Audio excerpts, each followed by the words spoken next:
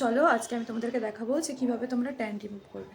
কদিন কলকাতা গিয়ে ঘুরে দেখতেই পাচ্ছ গোটা কপালে তো ভর্তি ট্যান পড়ে গেছে, আর গাল চোখ এগুলোতেও কিন্তু আমার অত্যন্তই ট্যান পড়েছে। তো এই জায়গাটা এখানগুলো তোমরা আশা করি ভালো করেই দেখতে পাচ্ছ। আমি একদম কাছ থেকে পুরো কোনো ফিল্টার ছাড়া, মুখেও কিছু আমার অ্যাপ্লাইও কিন্তু করা নেই, অল্প একটু ময়শ্চারাইজার ছাড়া।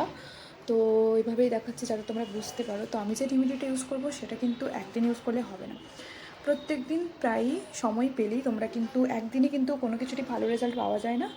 তো চলো তোমাদেরকে দেখিয়ে দিই আমি কি ইউজ করে এই ট্যানগুলো, এই যে এত ট্যান পড়েছে গোটা কপালটা কিন্তু ভরে গেছে, গাল টালগুলো যতটা না পড়েছে কপালটা কিন্তু পুরো ট্যানে ভরে গেছে। ডিফারেন্সটা বুঝতে পারছো আশা করি। তো চলো দেখিয়ে দিই।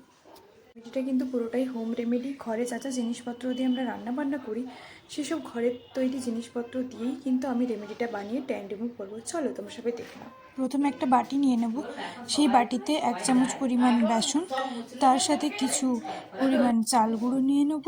চালের গুঁড়ি যেটা হয় আর কি সেটাই নিয়ে নেব, কারো ঘরে গুঁড়ো করা না থাকলে সে গুঁড়ো করে নিতে পারো। তার মধ্যে অল্প একটু হলুদ নেব, যাতে বেশি হলেও ভাবটা না হয়ে যাতে অল্পই একটু নেব।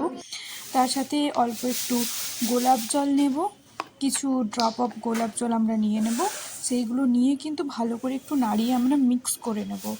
এরপর একটা আলু নেব, সেই আলুটাকে ভালো করে কুড়ে নেব, দিয়ে সেটা চটকে তার থেকে রসটা বের করে নিয়ে সেটা মিশিয়ে নেব। আলুর রসটা কিন্তু খুবই উপকারী ট্যান রিমুভের জন্য, সবাই কিন্তু অবশ্যই ইউজ করবে। আলুর রসটাই মেন উপকরণ এখানে। এরপরে এগুলোকে ভালো করে, যদি দেখো যে আরও জল লাগছে তাহলে অল্প একটু জল নিয়ে ভালো করে কিন্তু মিক্স আপ করে নিতে পারো। ভালো করে এভাবে মিক্স করে নেওয়ার পর এরকম একটা মিশ্রণ হবে, তারপরে কিন্তু সেটা পুরো ফেসে ভালোভাবে, আমার মতো হাত দিয়েও করতে পারো, অনেকে হাত দিয়ে করতে প্রবলেম হলে তারা কোনো ব্রাশ বা কিছু অন্য কিছুর মাধ্যমেও অ্যাপ্লাই করতে পারো, গ্লাভস পরেও অ্যাপ্লাই করতে পারো, কিন্তু ভালোভাবে পুরো মুখে ভালোভাবে অ্যাপ্লাই করে নিয়ে তারপরে সেটা কিন্তু শুকানোর জন্য অবশ্যই ওয়েট করবে।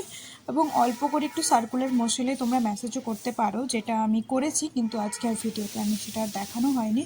সার্কুলার মোশনে অল্প একটু ম্যাসেজ করলে কি হয় না, ডেড স্কিনগুলো যেগুলো থাকে সেগুলো অল্প রিমুভ হয়ে যায়, এতে কিন্তু খুব উপকার হয়। 5 মিনিট রেখে মুখটা আমি ধুয়ে নিয়েছি। দেখো তোমরা আশা করি একটু ডিফারেন্সটা বুঝতে পারছো, একটু হয়তো দেখে বুঝতে পারছো।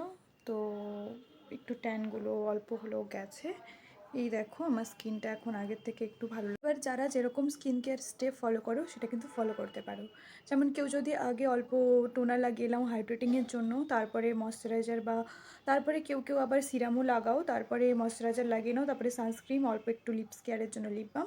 এভাবে কিন্তু পরপর স্টেপ বাই স্কিন কেয়ার করলে তোমার স্কিন কিন্তু ধীরে ধীরে অনেক উজ্জ্বল সুন্দর কিন্তু হয়ে যাবে।